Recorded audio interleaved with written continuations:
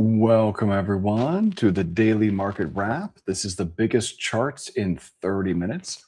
And what I want to do here today is something a little bit different than I do most sessions because I put together some really interesting research on the NASDAQ. And I'd like to share that with everyone here just real quick. I've got a piece of video content that I like to play. It's only like 5 minutes long. I want to use that as a primer for us as we take a look at some of these charts. So this is actually going to be from the DeFi University school community right here. And so this piece of content, I think, should be really valuable for all of us as we go ahead and take a look at digital assets here. So we've got to be able to view digital assets through the lens of what traditional markets are doing sometimes.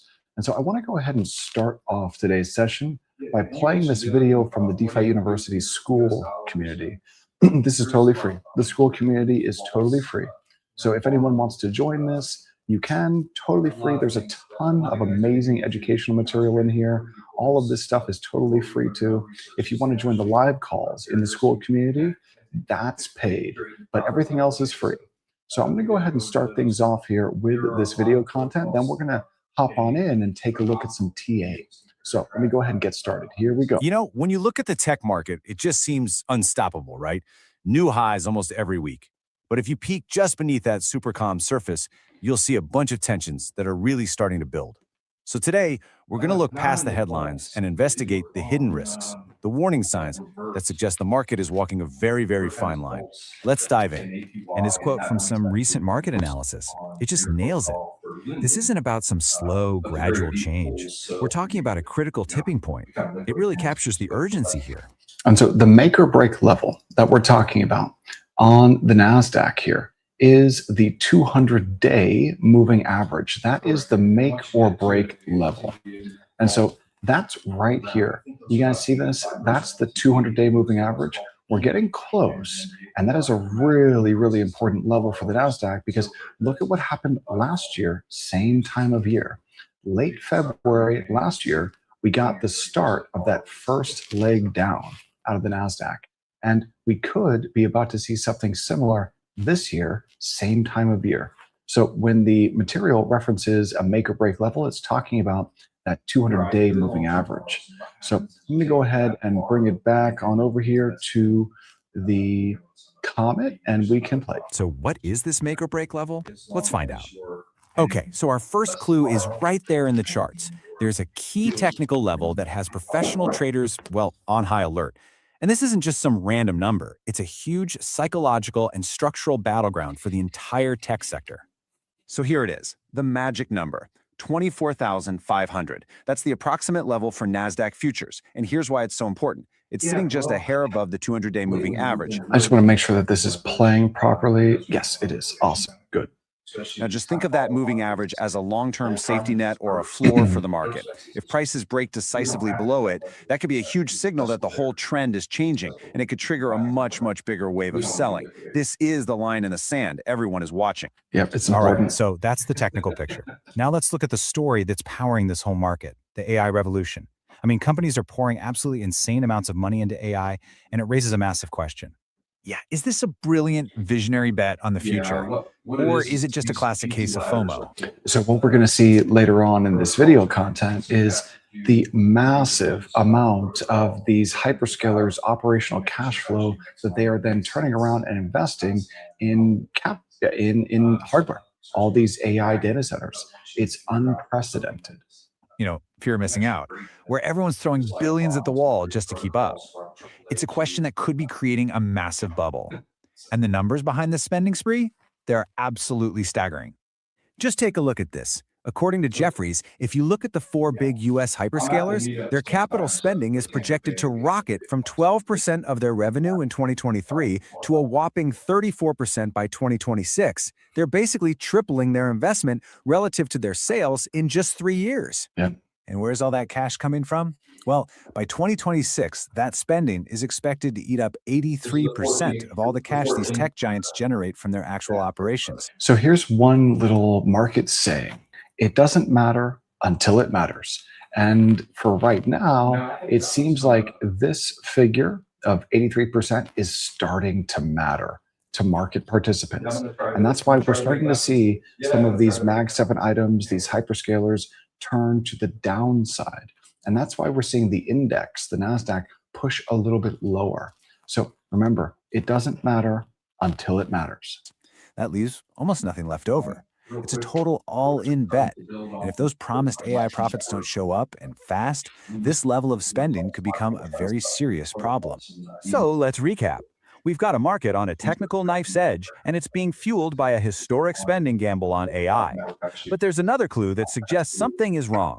Even though the big indexes look pretty calm, there are signs of some deep anxiety brewing just out of sight. Now, to see this panic, we have to understand a term called skew.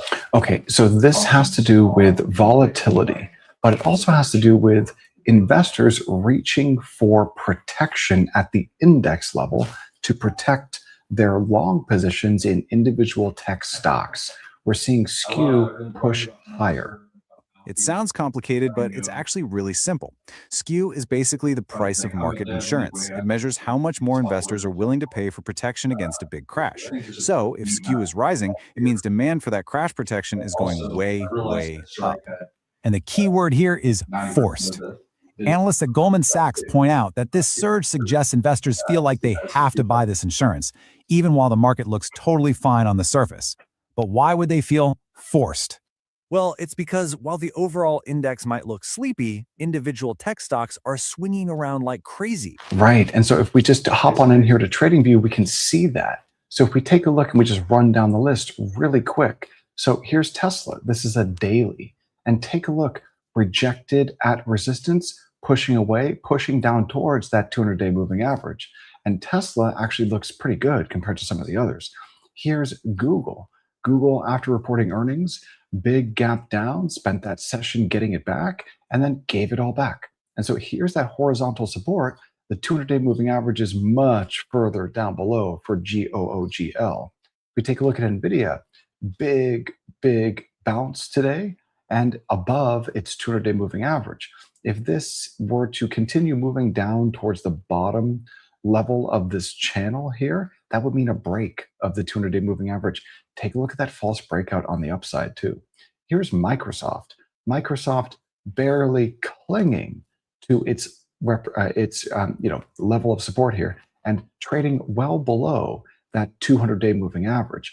Big gap down on earnings and gap down and go. So this here is support. If this were to break, then we would see Microsoft move down towards $345. Now, Apple does not have the same CapEx spend that all of the other Mag 7 items have. And so Apple has actually been rewarded for that, whereas many of the other Mag 7 items have been punished for that. And so Apple sitting here above, well above its respective 200-day moving average, and also got back above that high from, I think it was December 2024.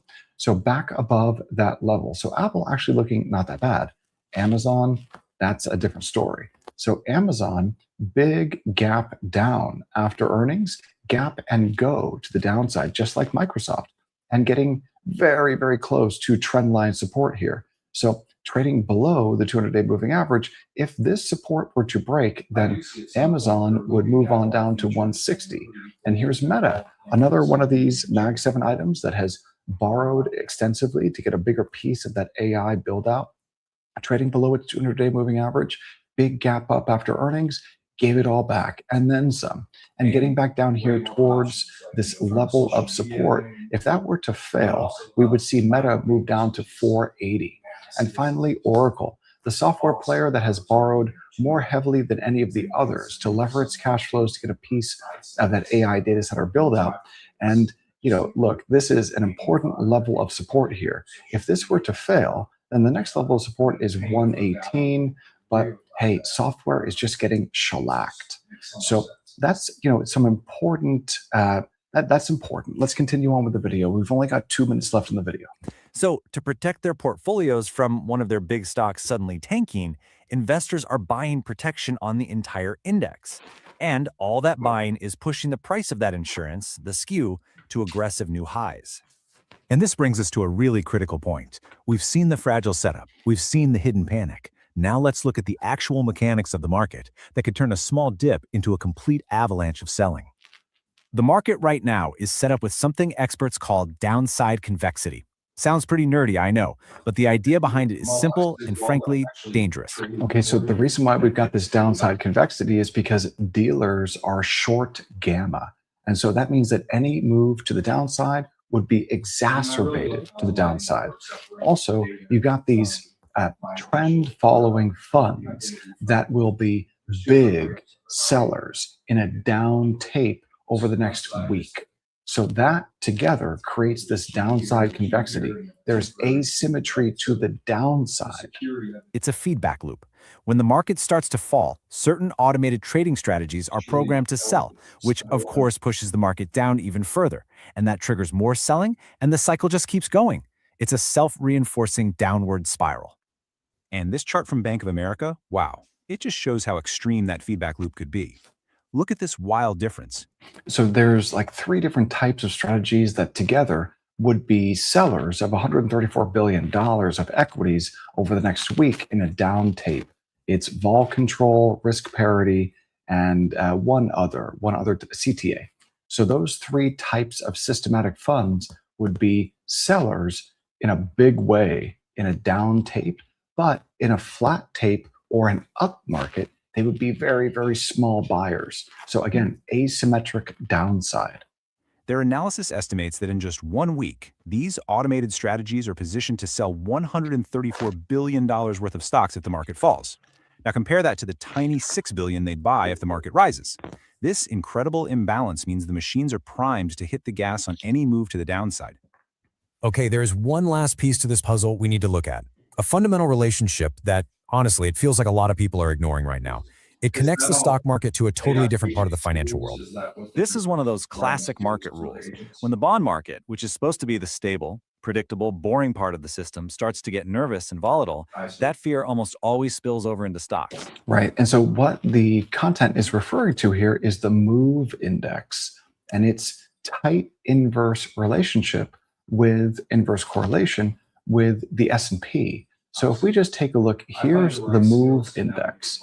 And so this is bond market volatility declining since the April 7th, 2025 tantrum tariff highs in bond market vol. Let's go ahead and invert this chart. Now that we've got this inverted, let's throw on top of it that SPX, the S&P 500. There we go, new price scale, and just take a look at this correlation. Look at how tightly inversely correlated these two items have been basically since last April.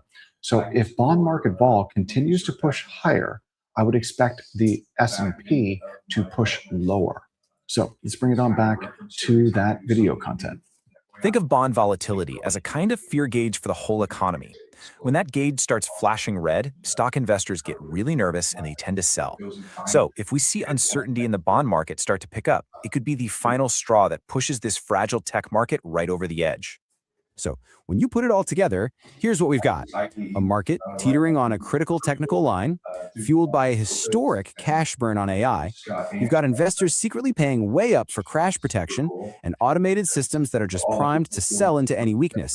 You top it all off with a potential warning from the bond market, and you really have to ask, is this incredible momentum finally about to hit a wall? Yeah, potentially, yes. So I'm going to go ahead and close that up. Let's bring it back here. Just want to see, whenever you have a comment or a question, please feel to hop into the chat and post it. Let's finish things up by taking a look at some of the top digital assets. So I'm going to go ahead and remove that. Let's begin with BTC. Now, Bitcoin, if Bitcoin repeats the same pattern that it put in last bear cycle, then I think what we should expect as digital asset investors is for Bitcoin to move down to this zone down here below the 200-week moving average. If I zoom out here from a daily to a weekly, and then we go ahead and just take a look and let's see, what did Bitcoin do last cycle? Well, last cycle, Bitcoin got all the way down about 30% below its 200-week moving average last cycle. Now, I don't think that we're going to see Bitcoin get 30% below its 200-week moving average this cycle because we never got real euphoria on the upside. We peaked on apathy, as Benjamin Cowan likes to say. So that tells me that on the downside, we may not get true depression like we did last cycle with 30% below the 200 week. So, I'm just thinking to myself that a better buying opportunity for Bitcoin than the current prices is likely going to be around 50K or so. And that would be below the 200-week moving average. That extension below would be, let's call it like 15% or so below the 200-week. That would be half as much as last bear market. So that's my thought here on Bitcoin. But ask yourself, if Bitcoin makes it down to 50K this bear cycle, then what does that mean for ETH? What does that mean for Sol? What does that mean for all of the other altcoins out there? Well, let's take a look at Ethereum and let's determine what that could look like. So if Bitcoin gets down below 50K, then I think it would be pretty likely that ETH would have a hard time holding 1600. So if ETH breaks 1600, the level that makes the most sense for me is right around 1000. So it might make sense to see ETH put in like a double bottom, maybe just a little bit above its low from last cycle, which came in at roughly $900. So I'm just thinking to myself that if Bitcoin moves down to 50K this bear cycle, it's unlikely that ETH holds 1600, which could mean that ETH would move all the way down to like 1000, maybe 1050, 1100. I'd be a buyer at 1100 right here. I would be a buyer right here on Ethereum. And I would actually buy in size because my thought process here is, okay, well, this cycle, ETH never got euphoria, did not get up to the upper trendline resistance, unlike Bitcoin. Bitcoin got up and tested its upper trendline resistance. Ethereum did not. So I'm thinking that, okay, maybe we got the double top on the way up. Maybe we put in the double bottom on the way down. And then that's the buying opportunity for a potential move up to trendline resistance next bull cycle. Maybe 10K. That would be a phenomenal return just spot holding ETH. So that would be just an amazing return for Ethereum, nearly a 10x if you're able to pick it up at something like $1,100 if it actually gets down there. Oh, trying to get this bug. I'm trying to get this bug that's flying around. Okay, let's take a look at Solana.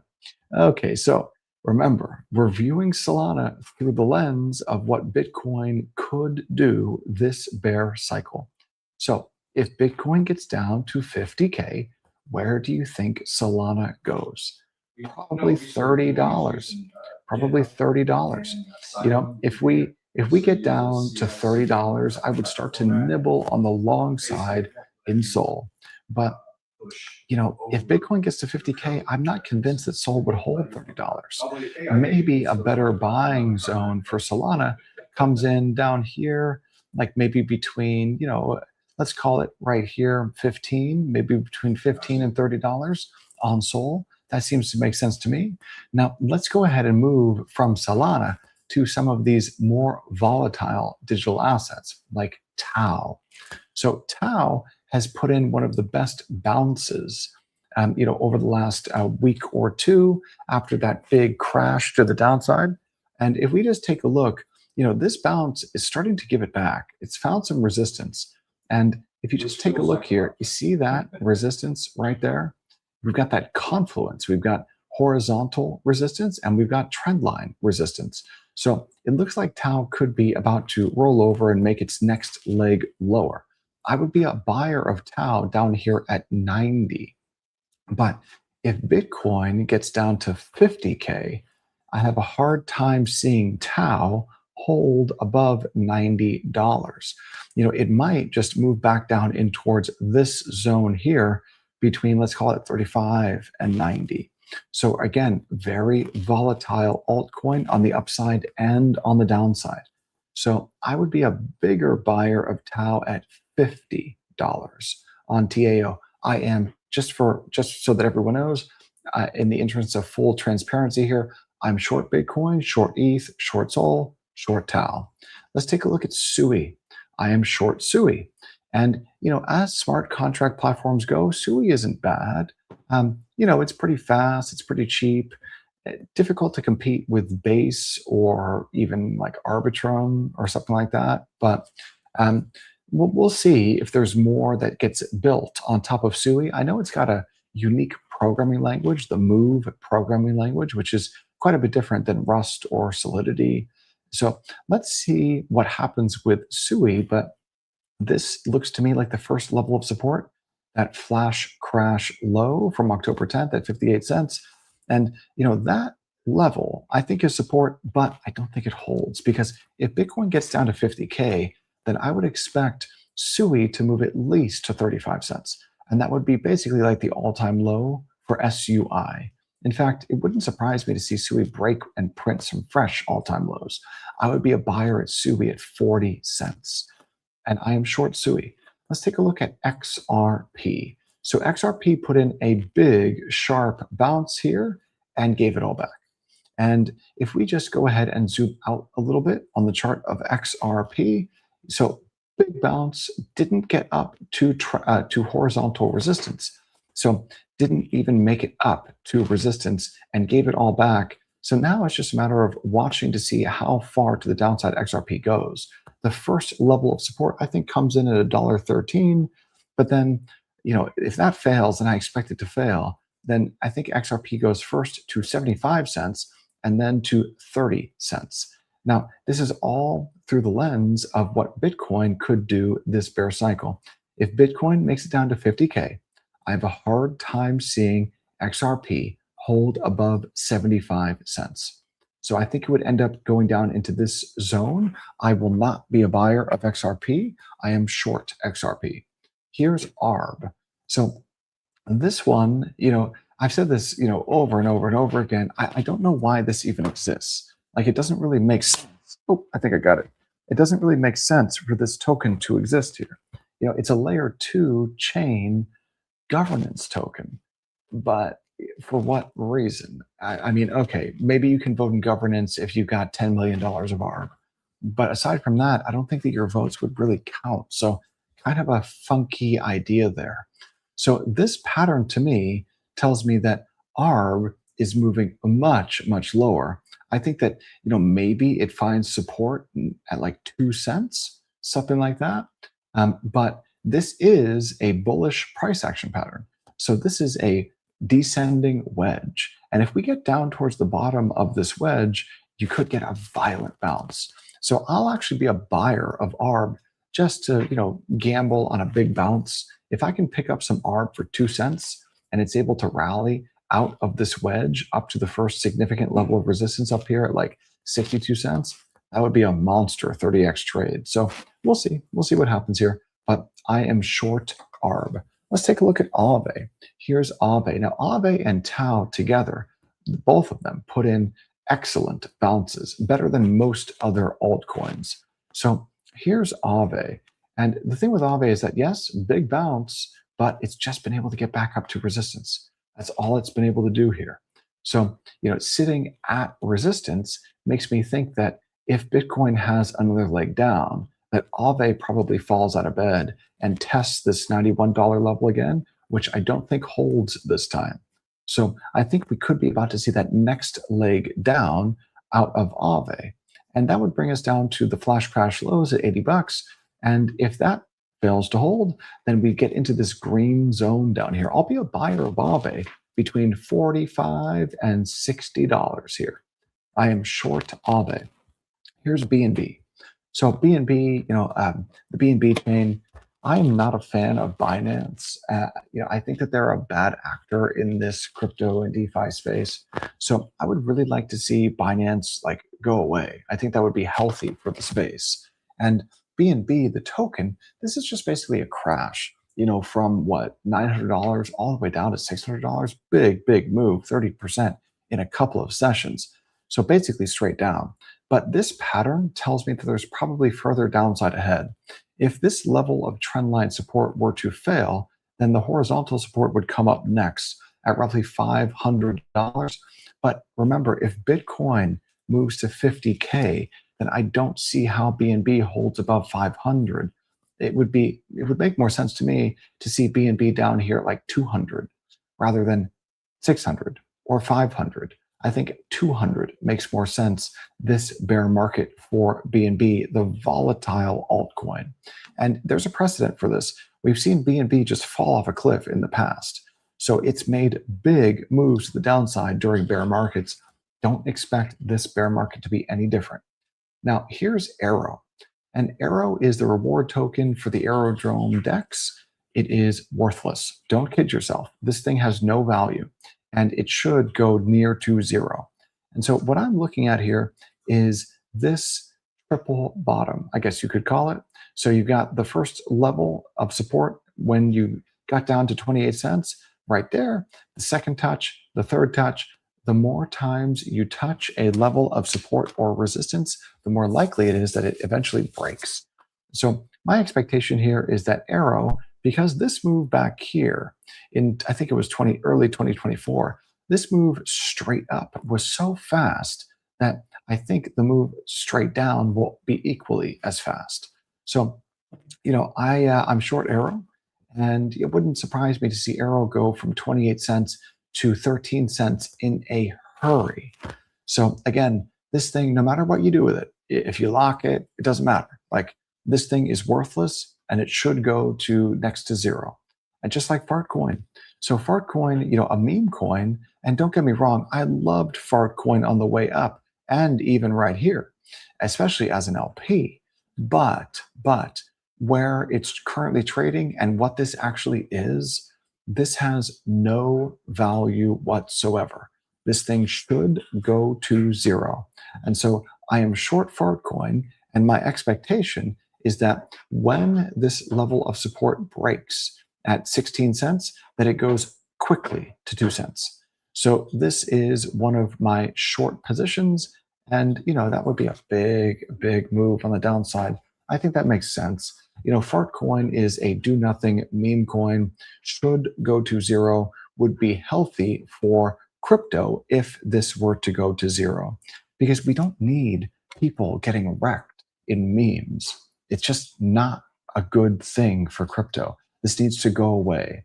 So let's take a look here. I think we've just about run out of time. Why don't I finish up with gold and silver?